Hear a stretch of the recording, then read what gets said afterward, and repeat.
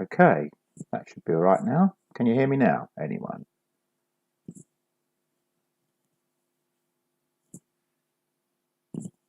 Okay, that should be all right now. Can you hear me now?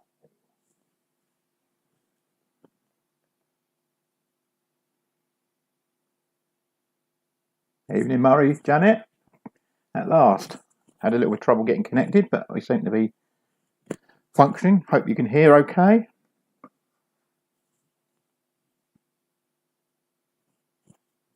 Good. So, well, that's two of us.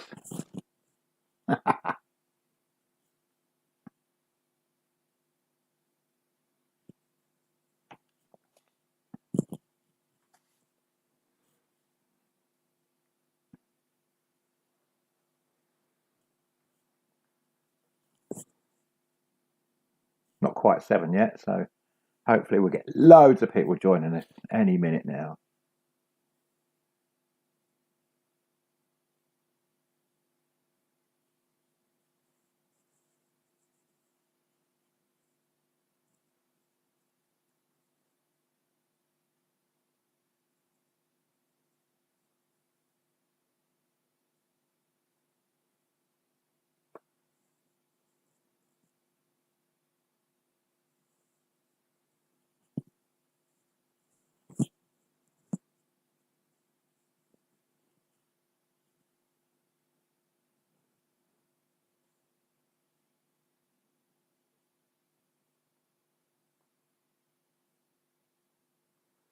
Evening, Trevor.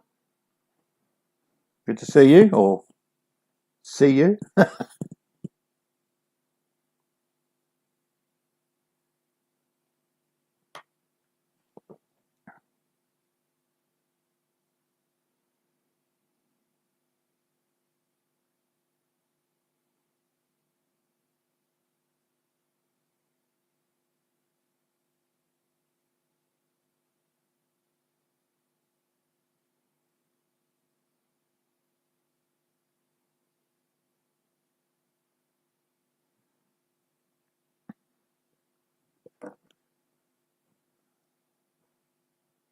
Well, we have 5 people joining us at the moment. I think we get over 20, I'm sure we usually do.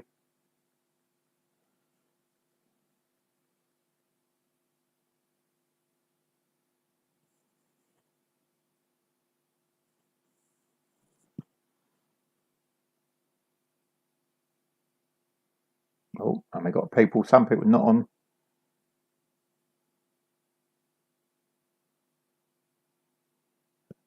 Get me just acknowledging people's joining. Not everybody has access to the chat, so they message me other ways, which is fine.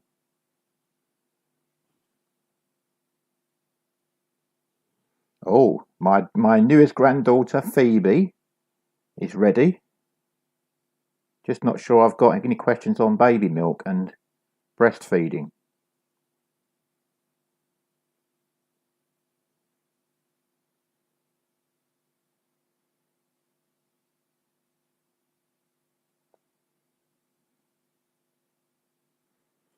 We'll give it a few more minutes.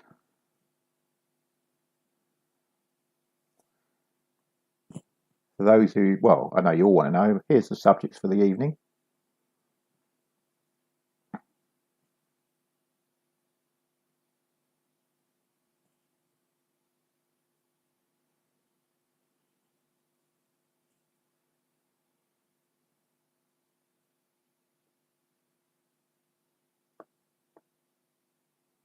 Make my image a bit smaller so you can read it all.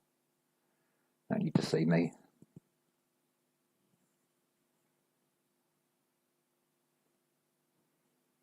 Clive and team. Ah, yes, the Harlow and Cheshire and Stevenage bunch.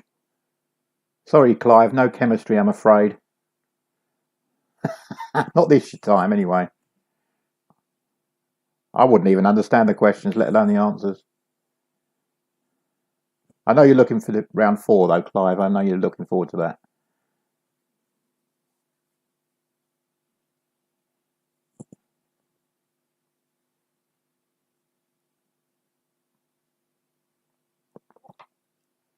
Getting some good numbers now.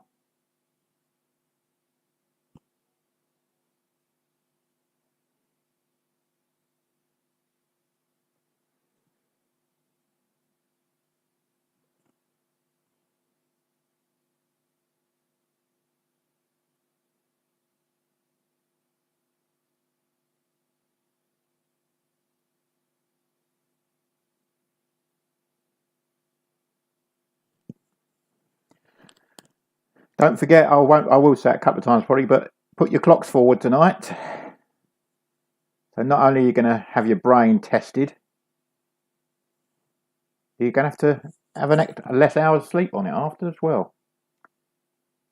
Are there any cities in Dorset, Clive?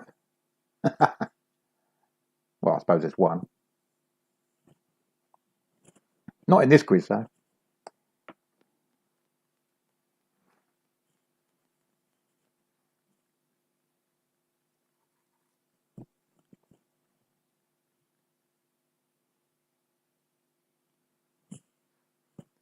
I know there's a few people messaging me saying they're not quite in yet, so I will give it a little while. Yeah.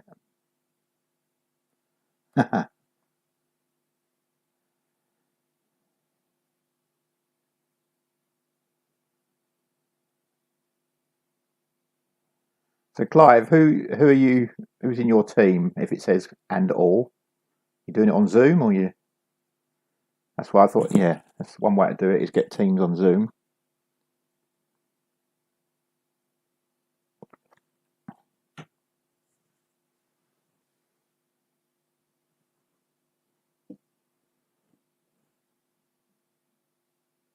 So, if you are able to access the live chat or contact me in some way, then please just let me know. Good. Oh, Clive, sorry, I misunderstood. I see. Right, on your own. Yeah, not from all to all. Yes, got it.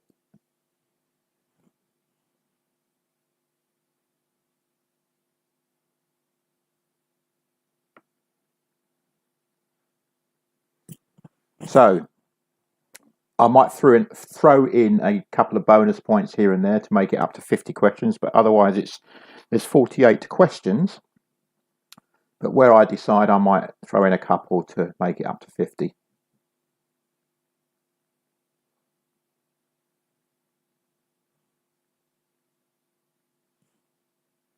Sort of time, 2 or 3 minutes to see if anyone else wants to join in, and then we'll crack on.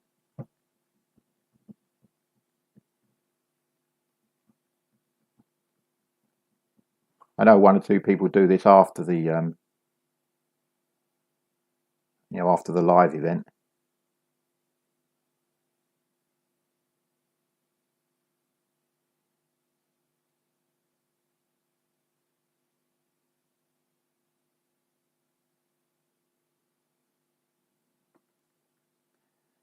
suppose one blessing is that apparently Chris Bryn can't get on the live chat. Oh, what a shame! He won't have his the benefit of his wisdom shared with everybody. How are you, Chris? How are you, Sharon? Good to see you. And you, Steve. People are letting me know by WhatsApp, by Facebook, by text. So all good. The regulars are in. Hi, Susan and Colin. Welcome.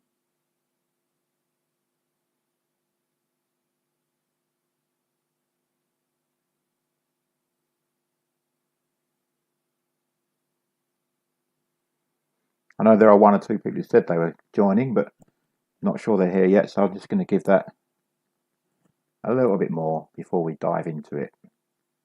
Hope you're all keeping well, enjoying the improving weather. This week looks good. So let's hope that continues.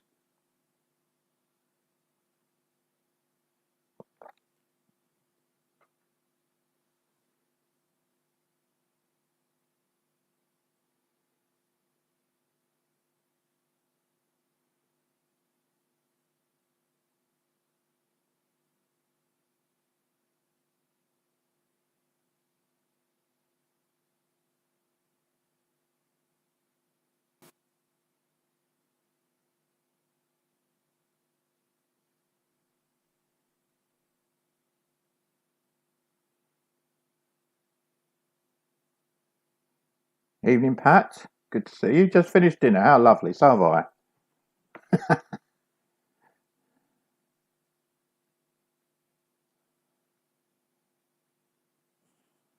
Right, how are we doing? Yeah, we're nearly there.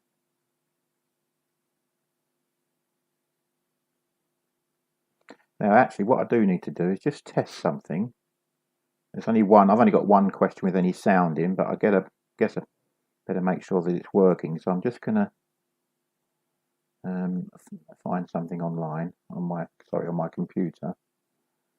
Let me know if you can hear it. If I can find it, I'll find something.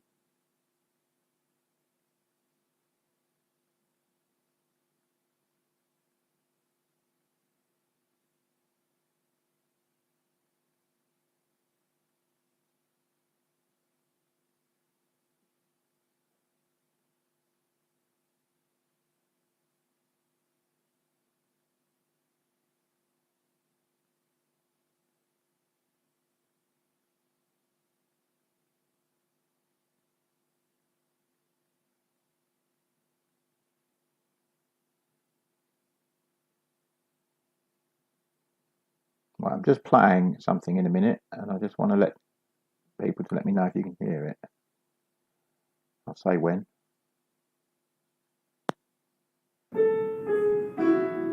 Right, if you can hear something, a tune, then please can you let me know or confirm.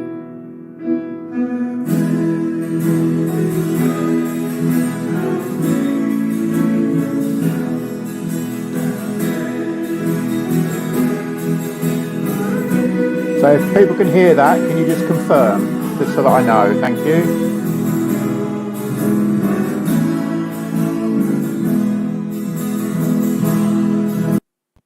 Okay, that looks like a lot of people. Yeah, that's all good stuff. Right, so that's it. Right, I think what we'll do then, we'll make a start on the first round. So the way this works, or the way I'm doing this, is that I will give you 2 rounds. Then we'll do the answers to those 2 rounds, and obviously you're going to be marking your own answers. So it's all, yeah, I know we've got honest people here, so it's no problem. And it is all for fun. And then at the end, after the 6th round, those who want to just share your scores. Let's see who's done the best. Okay, so here we go with question 1. We've all seen this image, I'm sure.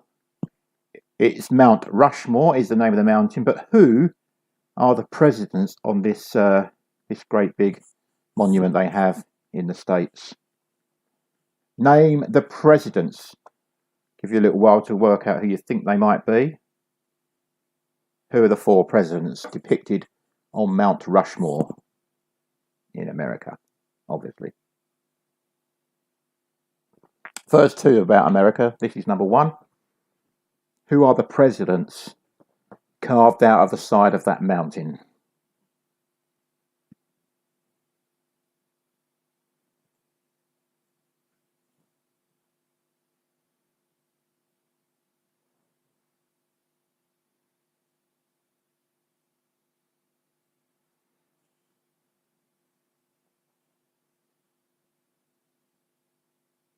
They're all dead, by the way, just in case you think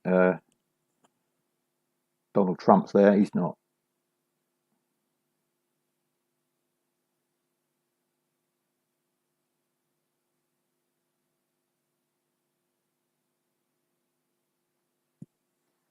That was number 1. Leave you thinking about that while we go on to number 2. I'll work out the scoring when I get that. You might not need to get all 4 for well, you'll need all 4 for the point, but there will be a half point somewhere. Okay, so number 2. In which country is Timbuktu? The town, city, whatever it is. What country is it in? Timbuktu. Where is Timbuktu? Last quiz I had a Tipperary. This time it's Timbuktu.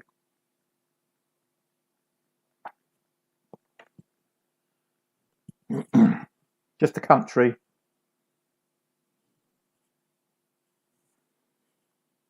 Where is it?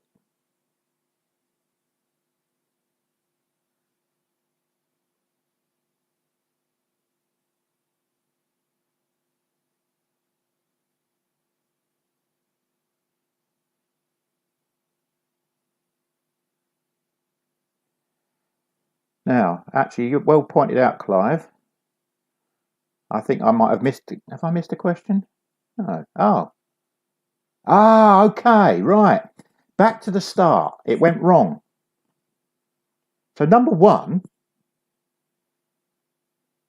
yeah, I didn't notice that, but number one, I knew I had this question somewhere. Sorry about this. Got a great start. You love this. You love the professionalism of this quizmaster. Right, number one is which of the five Great Lakes in North America is entirely in the United States? It's the only one. Four of them straddle the Canadian and American border. One of them is entirely in the United States. What is it? So that's number one. I'm sorry if I'm messing up your answer sheets at the start or however you're doing it, but yeah, I didn't get the numbering wrong. I just got the operation of the slides wrong. Thank you, Clive. I just did that deliberately, of course, just to see who's watching.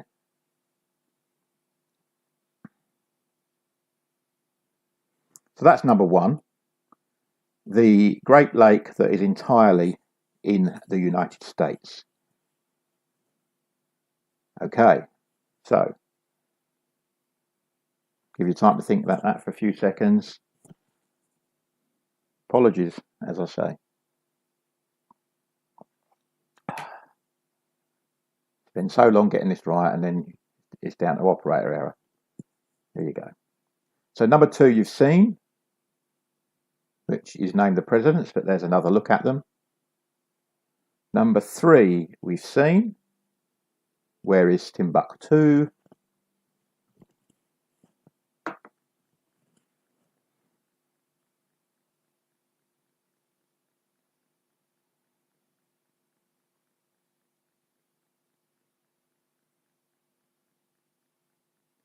And then number four, back to where we should be, is what's that country in red?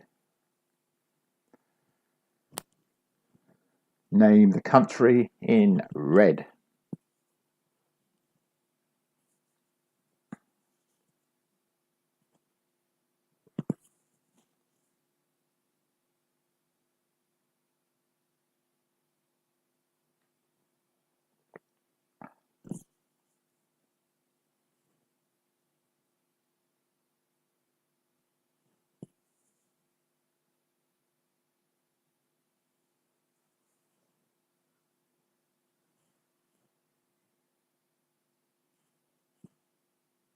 So, how well do you know Northern Europe?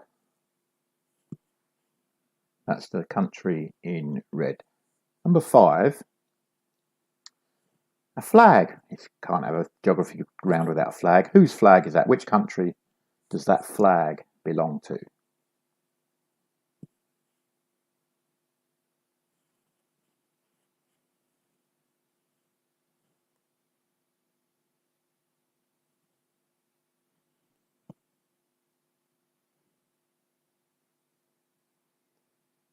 So there's your flag question for the evening.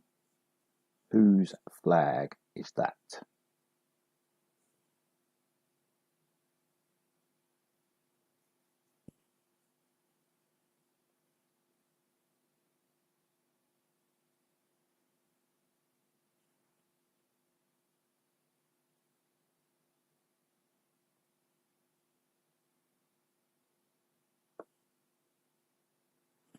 Okay.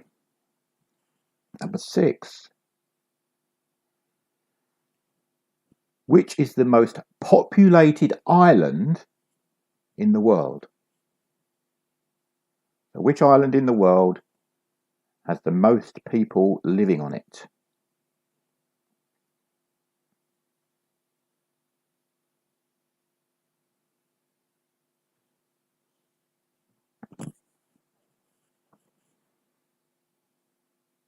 If you Let me see. Let me think how I can word this.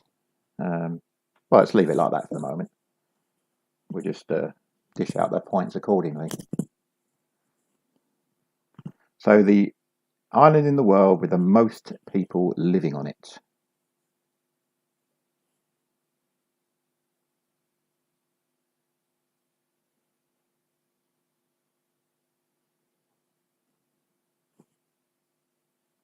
I was surprised to find out, actually, when I was researching this one, that Great Britain is the third most populated island in the world. I didn't think we would be that high, but there you go. That may or may not help, but it's a fact that Great Britain, is the third most populated island in the world, but I'm asking you for the number one populated island in the world.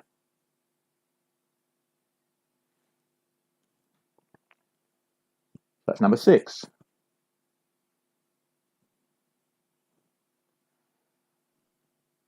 In which country is Chernobyl, where they had, in 1986, it was the massive nuclear disaster? What country is that in? And also, this will be a 2-pointer actually. The country where Chernobyl is, and also the name of the city that was built nearby, specifically for the workers of the nuclear plant, albeit it's a ghost town now, and it's obviously got to keep away from it. Although apparently they do have guided tours, which seems a bit of a strange one to me, but people do go and have a look round. So the country where Chernobyl is, for 1 point, and the name of the city that was built specifically for the workers for another point. So this is a 2-point question. That's one of your bonus points for the evening.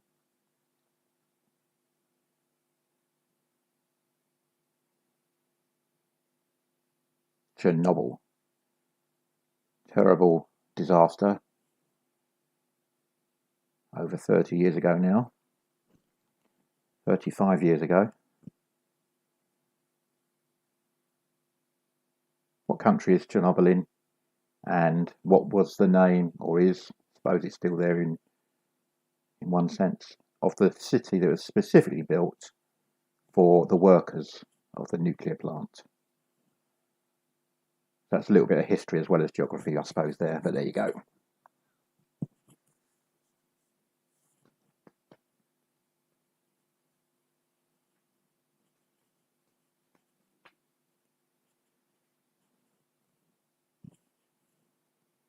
So that's number 7. Question number 8. What is the world's most southerly capital? Which capital city is the furthest south in the world?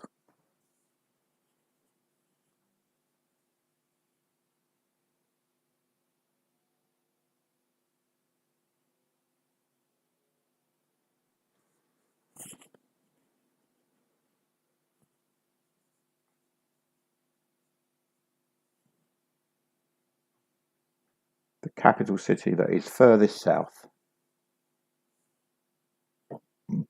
What's it called? What's its name?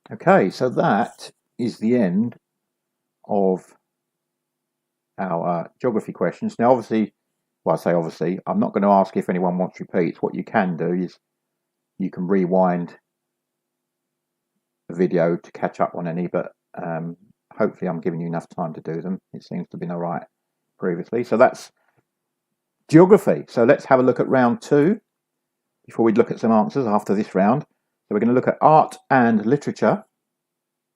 And Our first question is, Robert Galbraith is the pen name of which author? Robert Galbraith is the pen name of which famous author? I'm sure you will have heard of the answer if you don't know the answer to this question off the top of your head. But Robert Galbraith is not a real name, it's a pen name, and who uses that for some novels, but not all.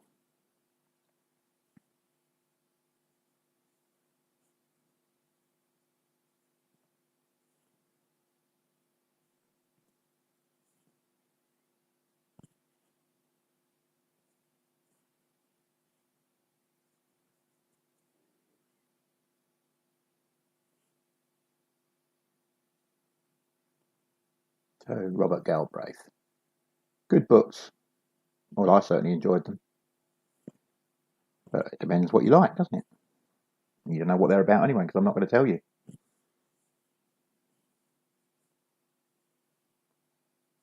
Okay, that's number 1 in art and literature. Number 2. Which painter is associated with the Stour Valley on the Essex-Suffolk border?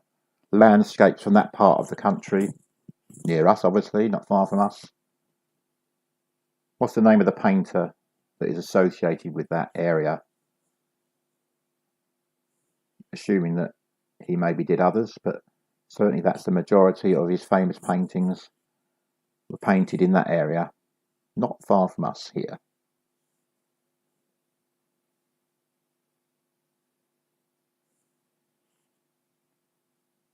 So the painter, I'm not going to say any names of the paintings, but the Stour Valley on the border with Essex and Suffolk. Who is it? Or was it? Number 2. Number 3.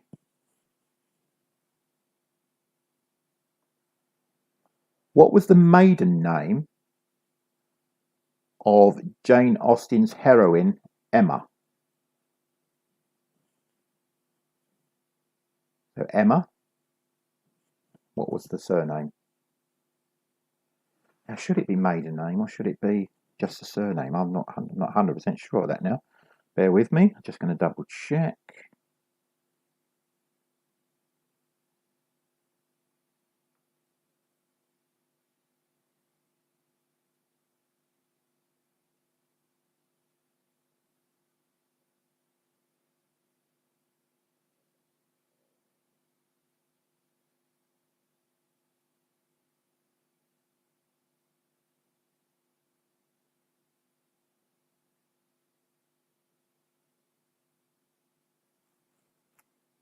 The question did say maiden name, so I have to say I'm not knowledgeable enough to know if she did marry or anything. So I obviously haven't read it. Anyway, there you go. That's the question. Her maiden name, maybe her only surname, but Emma's maiden name in the book of the same name.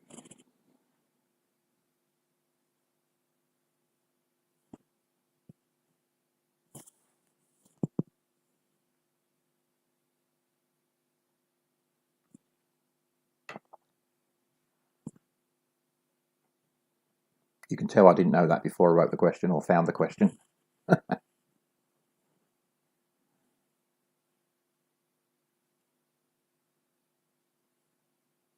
Okay, what number? We're on number 4. In the Shakespeare play, who killed Macbeth? Hopefully fairly well known, but who killed Macbeth in Shakespeare's play of the same name?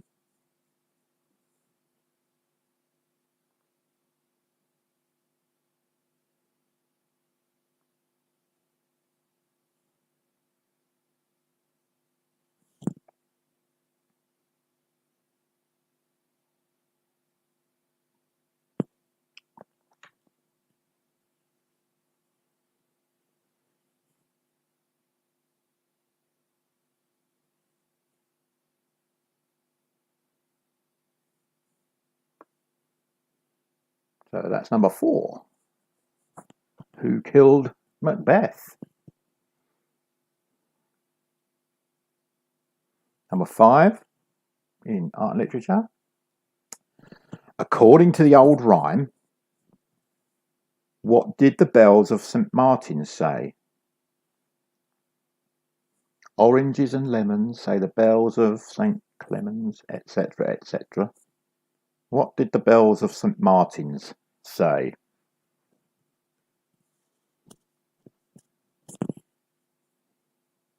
Leave you a little while to go through the nursery rhyme and see if you can come up with what it might be, or what it is, rather. Not what it might be, what it actually is.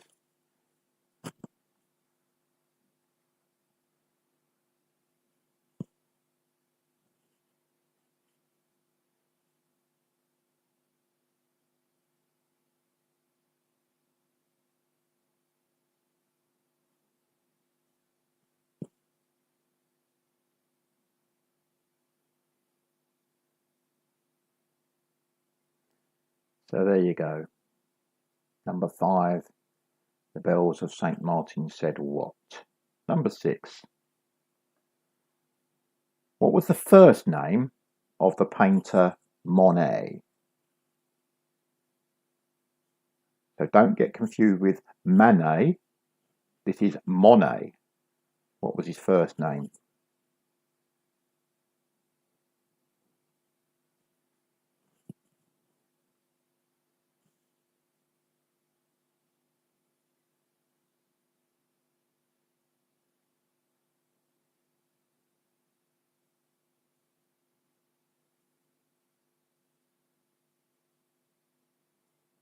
He who liked painting the lilies in his garden, the water lilies.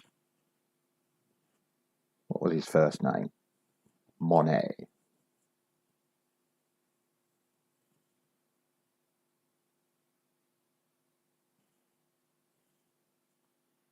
And number 7. My Bed was exhibited at the Tate Gallery in 1999 and consisted of a bed with bedroom objects in an abject state. Who was the artist that came up with this artistic piece? My Bed, 1999. It was in the Tate Gallery. Who was the artist? Well, it is an artist, but whether it's art, I guess, is the real question. But this is what she did. Oh, I've told you it's a she now. Well, there you go. I've helped you now. This is what was done. Who was the artist of that exhibition, or that exhibit?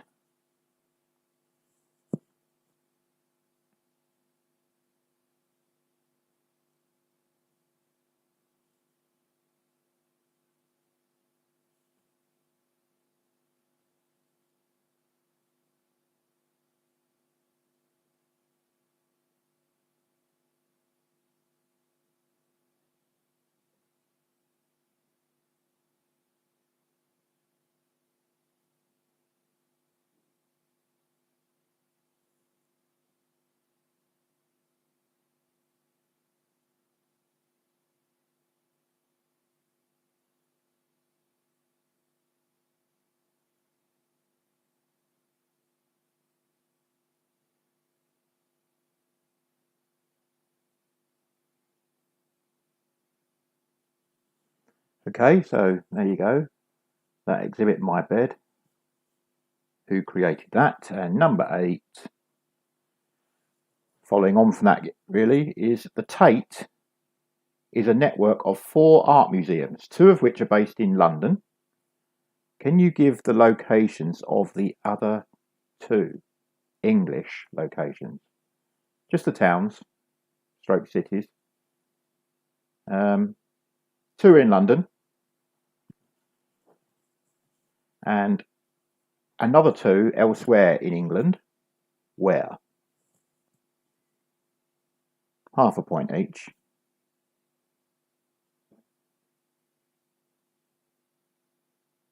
But there you go. It's a network of 4. 2 in London, 2 elsewhere. Do you know where?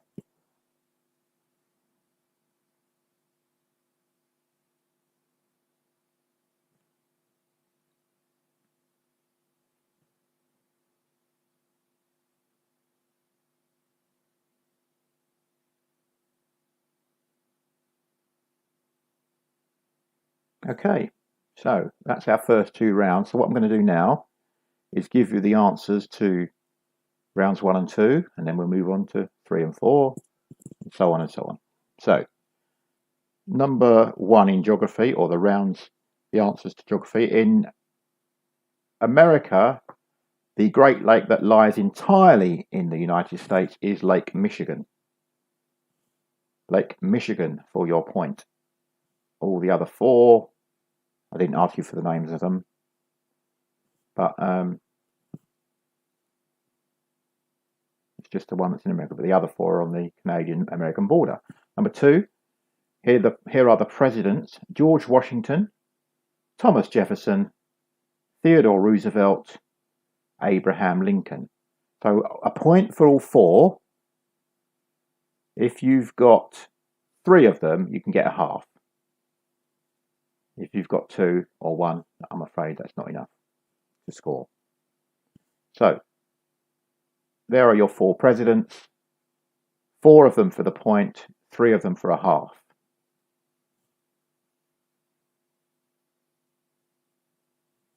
Number 3. Timbuktu is in Mali, in Africa. Mali for Timbuktu. Number 4. The country in red is Finland. So you've got Sweden and Norway on the left. Finland there near Russia. Number 4, Finland. Number 5, that's the flag of Uruguay. Number 6, the island with the most population is Java, which is an island of Indonesia. So Java for the point. If you have got Indonesia, then you can have a half, but Java is the actual island. Just out of interest, I said earlier that Britain was 3rd. The island that is 2nd is Honshu, Japan. So there you go. They're the top 3 most populated islands. And even if you counted Australia, their population is nowhere near what these are. I think it's something like 130 million or so on Java, over 100 million on Honshu in Japan, and obviously we're about, well, what are we, about 65, 70 million at the most now, and we're 3rd. So that's number 6. Number 7, this was a 2-pointer. So Chernobyl is in Ukraine. You have a point for that. If you could also name the city or the town that was built for it, Pripyat. So you can get 2 points for that one. Yes, I thought you might have been to Java, Mark, but obviously you didn't realise at the time that it was the most populated island in the world. There you go. So number 7, Ukraine is the country for 1 point, Pripyat for another point, so you can get 2 points on that question if you knew both of those. Well done. And number 8, the most southerly capital in the world is Wellington in New Zealand. As you might expect, it's not necessarily the most southerly part of the world, but it's the most southerly capital. There you go. That's our geography questions. Now we're on to art literature answers. Robert Galbraith is a pen name for the Harry Potter author J.K. Rowling. If you didn't know that, she wrote a number of detective novels under the pen name of Robert Galbraith, and they've actually been televised as well. Cormoran Strike was the name of the detective who these stories are about. There you go. J.K. Rowling. Number 2, John Constable, or Constable is fine for the point, is the painter that we associate with the area near us, the Hay Wain and the like. So that's number 2. Number 3, Emma Woodhouse. So the Woodhouse is the name that we're looking for to answer that question. Emma Woodhouse. Number 4. Macduff killed Macbeth in the Shakespeare play. Macduff is the answer to number 4. Number 5. The bells of St. Martin's said, "Give me 5 farthings." Sort of nearly rhymes, but that's what it is. Give me 5 farthings, or words to that effect. You've got something like that, you judge whether you're close enough. But if it mentions 5 farthings, I think that's going to be good enough. Number 6. Claude Monet is the first name of our artist in this question. Claude Monet. I think I saw someone. Oh yeah, it was I don't know if people watch Escape to the Chateau with Dick Strawbridge and his wife Angel. They went to visit his home in France, where they now live, and had a look around. There you go, Claude Monet. Number 7. My Bed was an exhibit by the artist Tracy Emin. Well, it's not really a sculpture, but the artist Tracy Emin created My Bed, that was displayed in the Tate in 1999. And your other 2 Tate galleries, one is in Liverpool and the other in St Ives in Cornwall. So half a point for each of those. If you've got either of those, you get half a point for each. Liverpool and St Ives in Cornwall. There you go. So that's the art and literature question. So let's move on to our next topic, which is film and TV. Okay, film and TV. Who did Sue Barker replace as the host of Question of Sport? She's been doing it for quite a number of years, and I think they're actually changing again this year. But who did Sue Barker take over from? I think it was something like 25 years ago. Who was the host before Sue Barker for A Question of Sport?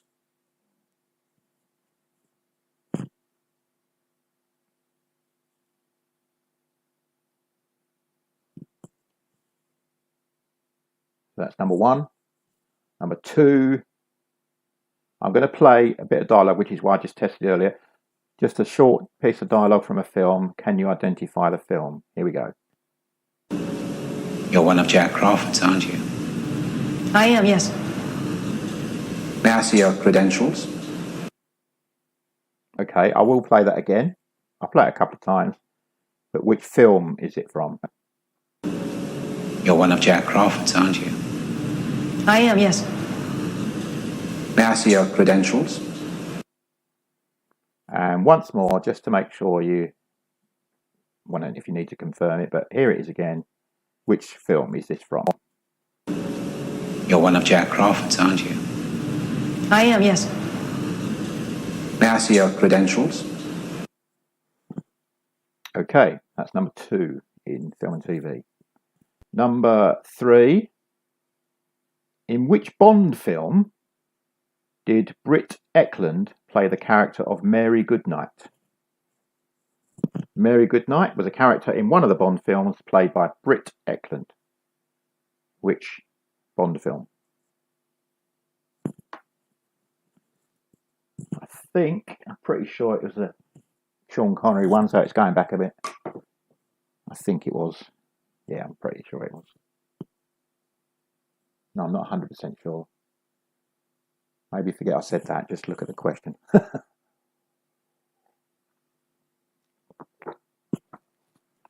I got some extra information wrong about the Bond question last time, so I'm not going to be 100% certain on that one. Okay, that's number 3. Number 4. You Talking to Me was a line, famously spoken by Robert De Niro in the film Taxi Driver. What was the name of his character in that film?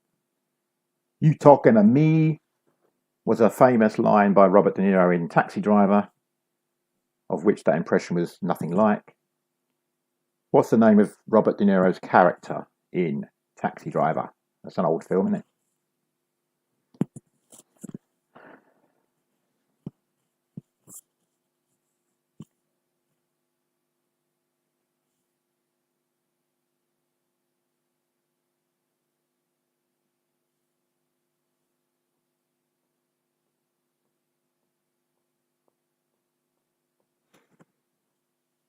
Number 5. Name the movie from that still, from that picture.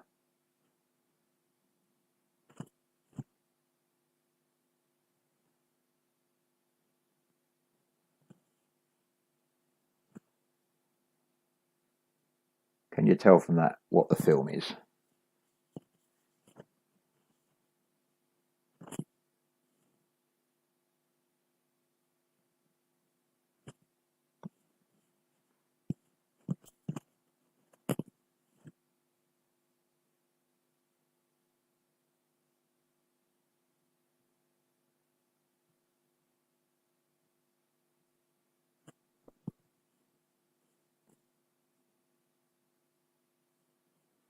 I think there's another one of these next as well. So name the movie for that one. Name the movie from that picture.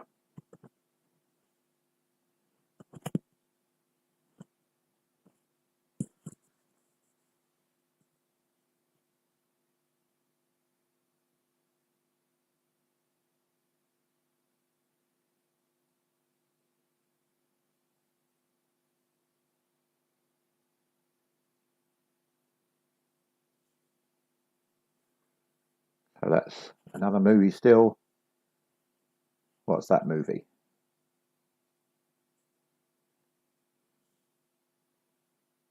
Number 7. Which actress co-wrote and starred alongside her then husband, John Cleese, in Fawlty Towers? So John Cleese and who wrote Fawlty Towers?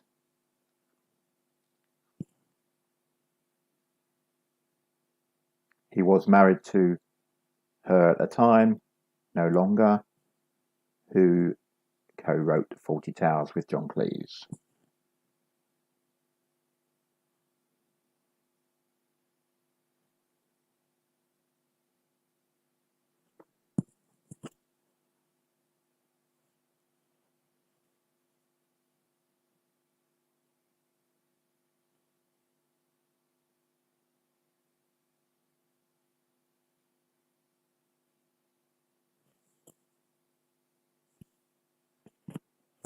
And number 8. I think there's even a link to this question for this one. Yes, a Monty Python link here. Always Look on the Bright Side of Life was from which Monty Python film? And if you're too young, perhaps, and thinking, what is he talking about? Monty Python link. John Cleese was a Monty Python actor, writer, whatever. Anyway, the song, Always Look on the Bright Side of Life, was from which Monty Python film? As well as doing okay in the charts, I think.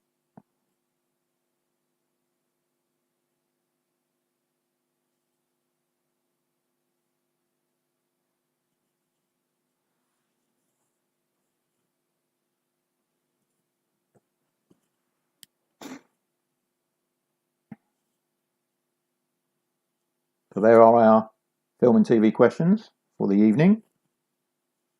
So let's move on to the next round, which is sport. Let's see how we get on with this. So here's number 1. Which Premier League stadium is this? Premier League football stadium. Whose stadium?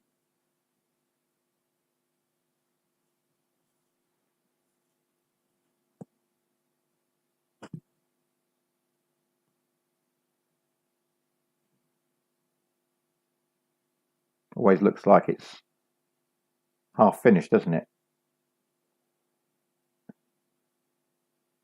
Whether it actually is, I don't know, but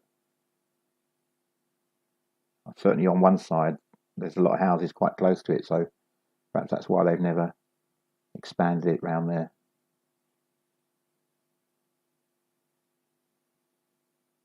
So where is that? Whose stadium is that? And this is Premier League.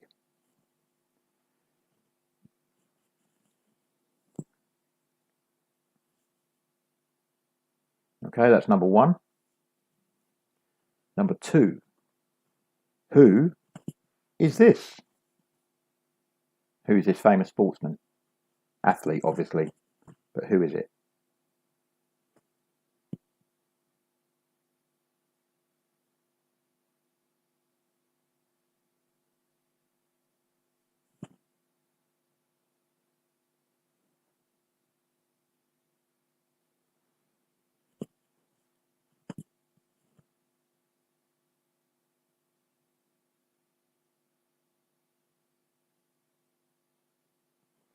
And that's number 2. So number 3 is, who was the winning England Rugby Union captain when England won the World Cup in 2003?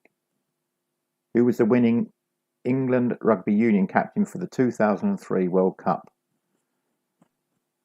I remember it well. Who was the captain of England in that victorious World Cup of 2003? The only time they've won it?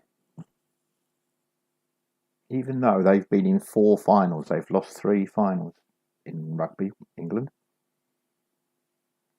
They achieved better than the football, but still each only won it once.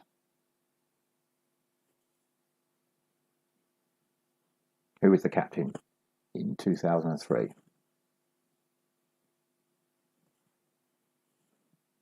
Number 4. What's the term used in golf when a player scores 3 under par on 1 hole? What's the term used in golf when a player scores 3 under par on a hole? So if it's a par 5 and they get 2, what is that? What's the term for scoring that well?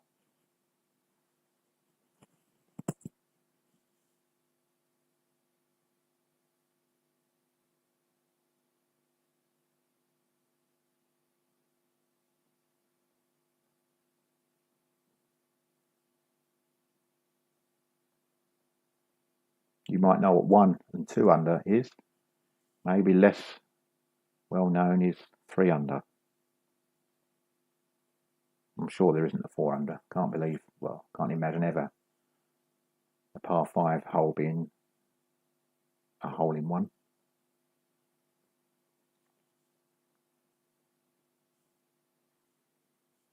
Okay, so that's number 4. Number 5. This is going to be the other 2-pointer, but only 2 Football World Cup finals have not featured European teams. Name either of the years. Not necessarily who played, but just if you can get 1 year, you get a point. If you get 2 years, you get 2 points. Both the years, you get 2 points. Just to perhaps help with a bit of context, the World Cup started, or the first tournament, this is every 4 years, it started in 1930. There was a gap for the war, but only twice has a final not featured a European team. And obviously a lot of them have featured 2 European teams, but only twice has there not been a European team in the final. I'll give you a few minutes to think about that, those of you who want to have a think. Otherwise, if you haven't got a clue, just guess 2 years. Running every 4 years they do, so.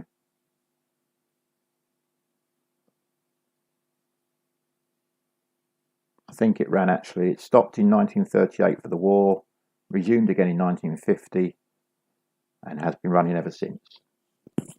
Only twice has there not been a European team in the final. Obviously, South American teams have won it a lot of times, but 2 of the finals only featured South American teams.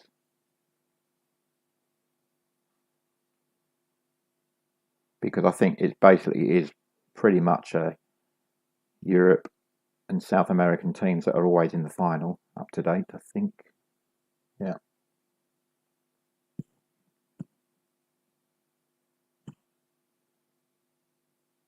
So that's another 2 points to that question. So if you get both of those, well done. We'll see a bit later on. So, number 6. Bit of a long one here, so I'll leave it out for a bit for you to read, but let me read it out to you. Which sport was author Bill Bryson talking about when he said, or wrote, "It is the only sport in which the spectators burn as many calories as the players, more if they are moderately restless"? What sport could he be speaking about there? I'm not sure from that whether he was a fan of the sport or not. He may have been, but that's just an observation that he made. What sport was he speaking about in that quote? It's the only sport in which spectators burn as many calories as players, more if they are moderately restless.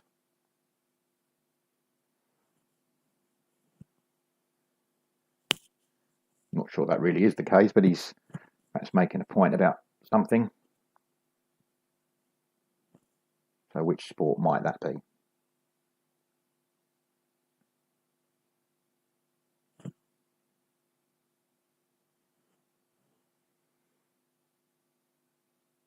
Okay, have a look at number 7. How many players on each side in a game of elephant polo? How many players aside? This is just one team. How many players are on each team in a game of elephant polo?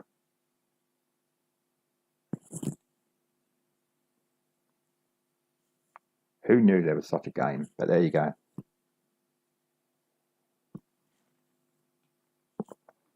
Elephant polo. How many elephants and riders on each side, or just, that combination?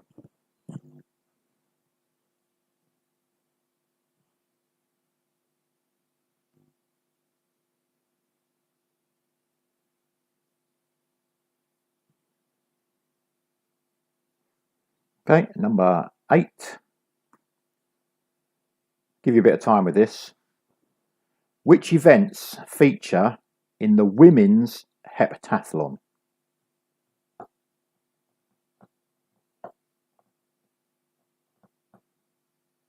So which events feature in the women's heptathlon? You decide how many that should be. But there is a clue in the word heptathlon. What are they? What are the events? This is an Olympic sport, Olympic competition. But which events for the women's heptathlon? Because I'm not even sure. I'm not even sure if there is a men's heptathlon, but it will be different events probably. But just the women's. So I'll let you ponder that for a little while. Decide how many events you need to list. And then I'll decide on how we score it a bit later.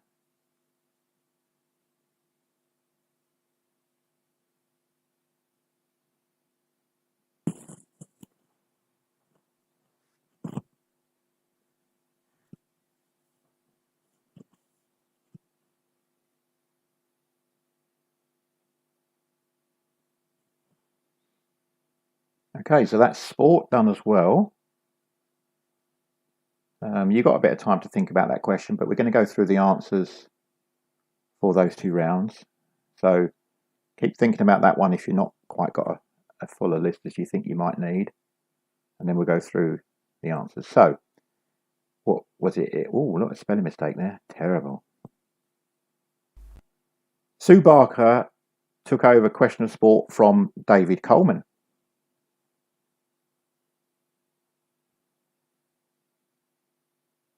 I was thinking that's sport, but it's not. It's TV, isn't it? Because we've just done sport, but it's TV. David Coleman, she took over from 25 years ago. The film from that dialogue. You're one of Jack Crawford's, aren't you? I am, yes. May I see your credentials? Was Silence of the Lambs with Anthony Hopkins or Hannibal Lecter talking to Jodie Foster. Clarice Starling, as the character is. Silence of the Lambs for the film. Britt Ekland was Mary Goodnight in The Man with the Golden Gun Bond film. The Man with the Golden Gun. Number 4. You Talking to Me. Robert De Niro's character was called Travis Bickle. Travis Bickle. There you go. If you got part of that, you couldn't remember the whole thing. You got one of the names. Take a half. But there's number 4. Number 5, the film Home Alone.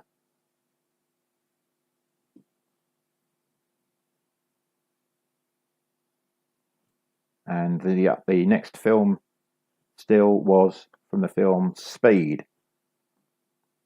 A bomb on a coach, and Sandra Bullock has to keep driving it over 55 miles an hour, or whatever it is, and Keanu Reeves was the policeman trying to disarm it, and all very tense. Number 6, that was. Number 7, Connie Booth co-wrote Fawlty Towers with her then husband John Cleese. So Connie Booth was the actress who starred in it as well as co-wrote it. And number 8, Always Look on the Bright Side of Life was from Life of Brian. Controversial film when it came out, maybe is from time to time. But there you go, Life of Brian. That was film and TV. Sport, that is St James's Park, Newcastle.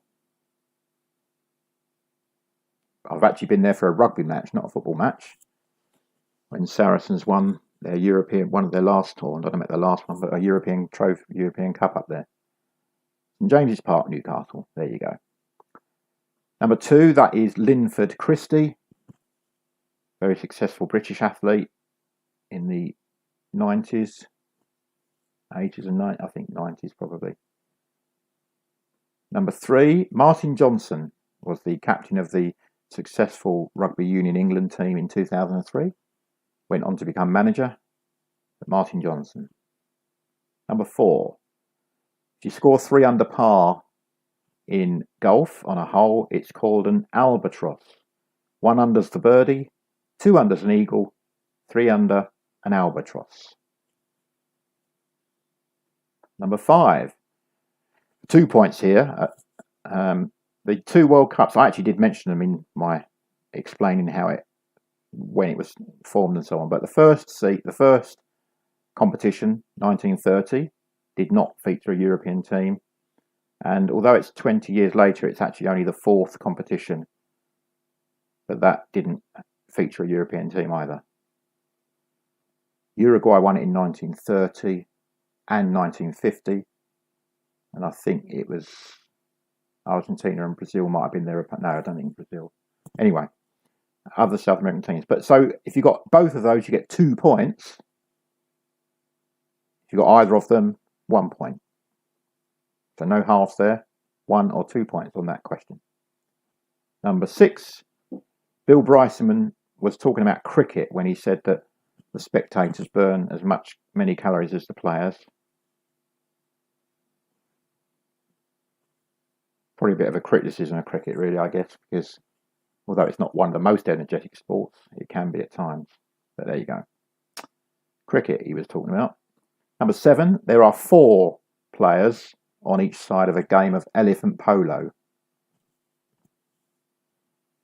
I think the pitch is something like 70 metres by 150 metres. I guess it would have to be quite a big size to have 8 elephants running around. There you go. And number 8, there are 7 events, i.e. the heptathlon. I'll leave that list up and you decide which ones you got.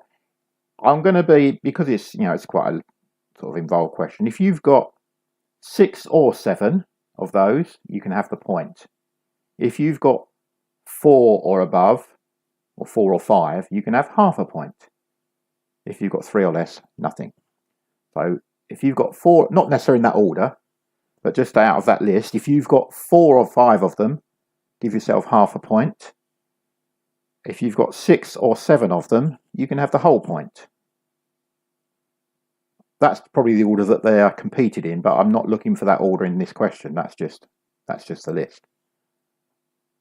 So 4 or 5 of them for a half, and 6 or 7 of them for a point. So that's 4 rounds done. We have 2 left, and the next one, I'm going to put all the questions on the screen. I will explain what you've got to do, and I'll leave it up there for 5 minutes or so for you to work through it. But this is cryptic cities. So there are 8 clues to cities that you need to work out. For example, just to give you an idea of how it's working if you haven't got it already, if the clue, which is not up there, was multiply by 2, the city would be Dublin, because I'm doubling, I'm multiplying by 2. Okay, so what do those phrases make you think of that is also a city? Could be anywhere in the world. These are not just Dorset, you know. This is like worldwide, this stuff. There's none from Dorset, by the way. That's just a little online conversations I was having earlier on with Clive. So cities around the world. I'll leave that up for a good few minutes, because that's all the 8 questions for the round. List as many of those as you can from those phrases. I'm guessing I don't need to. Well, perhaps I will read them out just to make sure, actually. So we have number 1 is brown envelope. Number 2, put father in a holdall. Number 3, a Cockney's little pet makes a water barrier. Number 4, reserve a peaceful break. Number 5, Capone mocks. Number 6, Python VHS. 7, Australian under. And 8, EEE. So I shall leave that up for, as I say, 3 or 4 minutes. If you want to write them down, obviously, please feel free. And you can be working them out as you go through as best you can before we do the final round.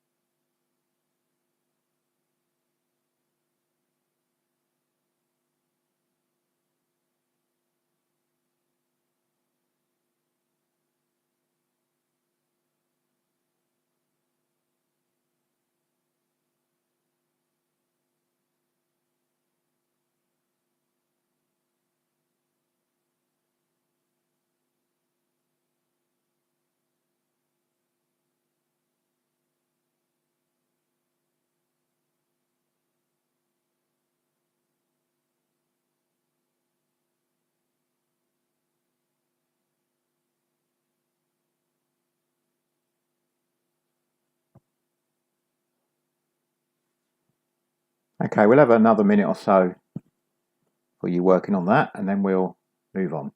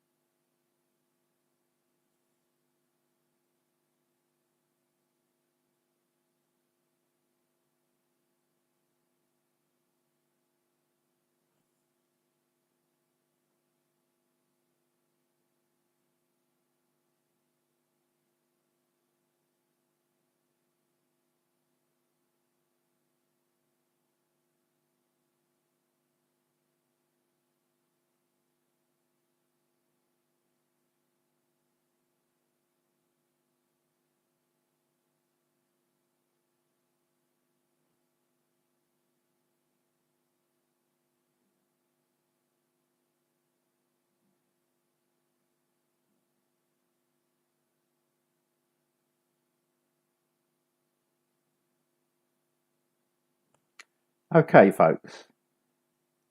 Hope you've had a good stab at those, and if you've written any down that you need, because we're going to just move on to our final round, which is basically general knowledge. But the final question of the evening, i.e. number 8 of this round, will be what links the previous questions together. So as I go through these questions, not only are you answering the question, but as the questions proceed, you're looking for a link between each question as well. Or each answer, sorry, I should say. Each answer, not each question, each answer. Okay?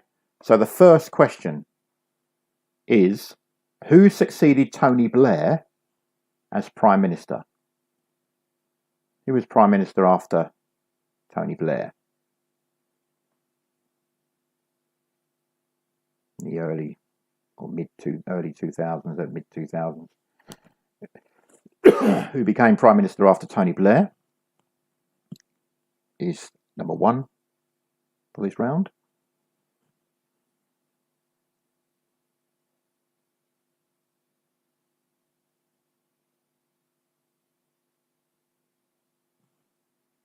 Number 2, which famous lyricist is also co-founder of the Guinness Book of Hit Singles?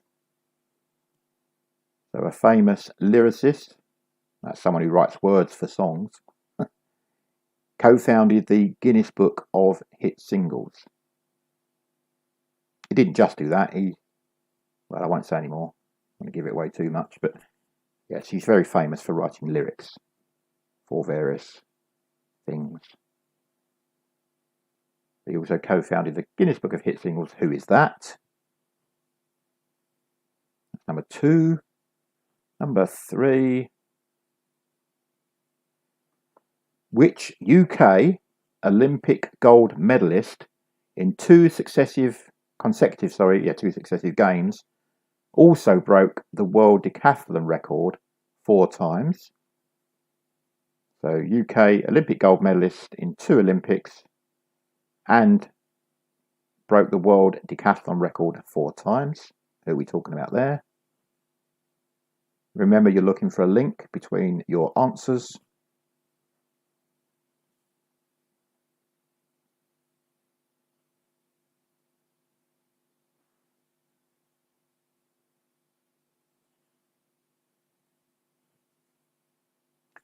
Number 4. In 1985, who duetted with Barbara Dickson in the song I Know Him So Well, which apparently is still the best-selling record by a female duo? So Barbara Dickson and who released the song I Know Him So Well, which apparently is still the best-selling record by a female duo?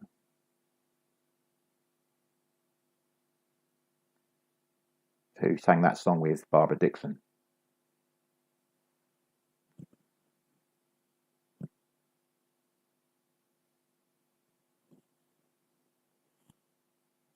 Number 5. Which music hall, this is going back, which music hall, television and film comedian who died in 1990 was famous for his funny walks, his deep sad voice and his rubber-faced grimaces? A music hall, TV and film comedian who died in 1990 was famous for his funny walks, deep sad voice and rubber-faced grimaces. I think if you're perhaps under 35, you might not know that. Maybe even older. I'm only saying that for my daughter because she said the questions are for old people.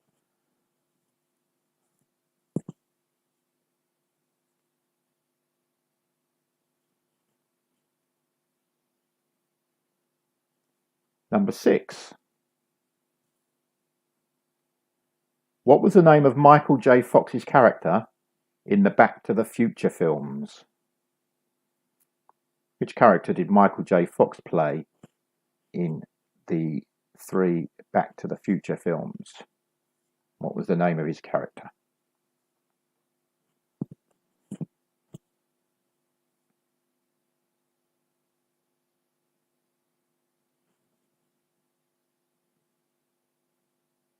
Okay, 2 questions left. Remember, number 8 is going to be what's the link between the previous 7 answers? You might already have it, but let's carry on with one more. Which comedian, another oldie one, sorry, Rachel and anyone else who is young. Which comedian who died in 1983 had his own series in which he played, amongst others, the characters Lampwick, Mandy and Clarence?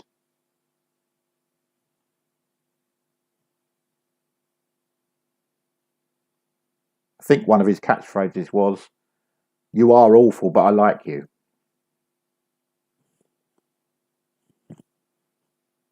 May or may not help, but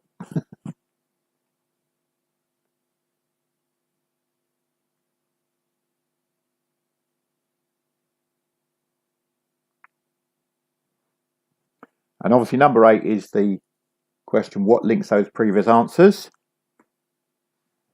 So you might not necessarily have got all the answers, but you might got a link for the ones that you did know. And if that's the case, it might even help you to go and answer or get part of the answer perhaps for the ones you didn't know. And I might be generous with the marking in that case. Okay, so that's all of our questions for the evening. I'm now going to go through the last 2 rounds answers. And if I could hear you, I'm sure that when I go through the cryptic cities, there'll be a few groans and is that what it is? But let's see. Well, I won't hear you, but here we go. So our answers are, there's the first 4 questions. Brown envelope is Manila. Number 2, put father in a holdall is Baghdad. A cockney's little pet makes a water barrier is Amsterdam. Clever, that one. Reserve a peaceful break. Book a rest. Good, isn't they? That's the first 4. And the next 4, Capone mocks, referring to Al Capone, so it's Algiers. Python VHS. Oh, well, again, VHS, that's going to fox a few of the youngsters. Monty Video, Monty Python video. Australian under, Oz low. And EEE, well, there are 3 of them, so it's got to be triple E. Triple E. Tripoli. There you go. Not so much knowledge, but just trying to work. Oh, excuse me, got a cough. Just working out your little clues there. That's round 5. Number 6, round 6, sorry. Gordon Brown succeeded Tony Blair as Prime Minister. Gordon Brown. Number 2, Tim Rice was the lyricist who also founded the Guinness Book of Hit Singles, and obviously wrote with Andrew Lloyd Webber. Daley Thompson was the UK decathlete. Number 4, Elaine Page sang with Barbara Dixon on that song. Max Wall was the music hall comedian. Number 6,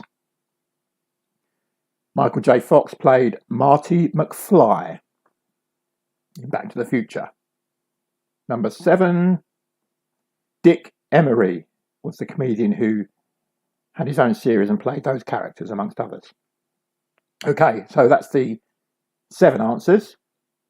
7 answers. What's the link? If you haven't got it already, it's paper. Paper. Brown paper, rice paper, fly paper, emery paper, paper page or wallpaper, and so on. So paper is your final answer. So that's all the questions. If you'd like to, if you're willing to, just share your scores. Let's see who's done the best this evening. Thank you very much for your attention. Let's see what we got. Scores on the doors.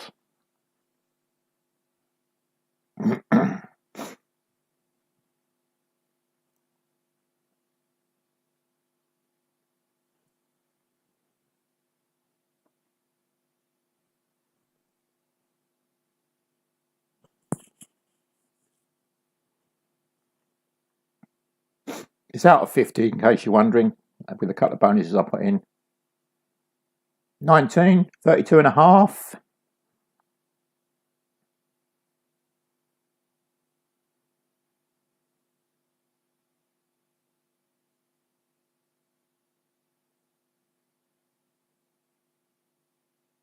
I think the last two, the best scores were 37 or 38.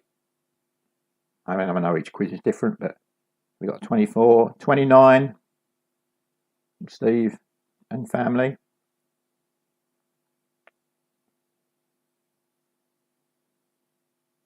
So Murray and Janet are leading at the moment. 36. Oh, Murray's been beaten by his daughter again. Murray and Janet have been beaten by their daughter. Did last time as well. 36, good. Oh, yes, Clive. Very good attempt. The big E's. But no.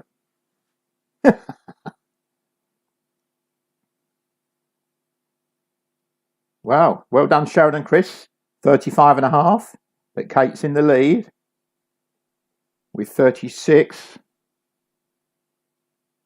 I'm guessing that's Kate and John, but it might be Kate. I'm not suggesting that Kate couldn't do that on her own, but I'm just wondering.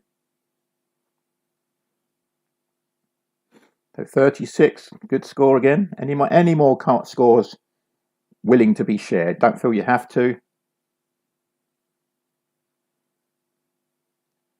33 and a half.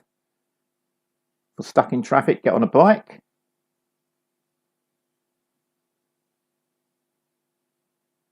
So Kate's still up there. Oh, see now, New Orleans. Oh dear. No, it's not big easy. How many easy are you going to put for that? Well done, Trevor. 30 and a half.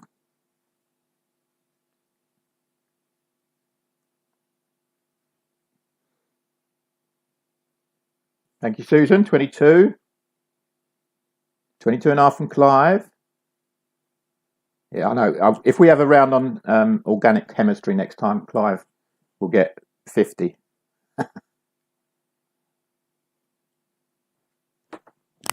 Well, he won't, because there won't be 50 questions, but...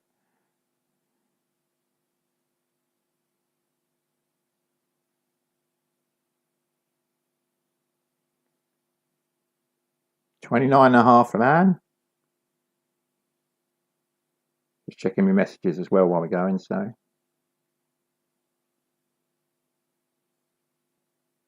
Ah, good. Anyway, so there you go.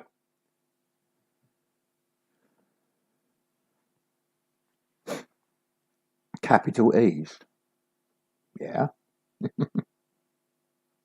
3 of them was the key thing, though. Anyway, it's all for fun.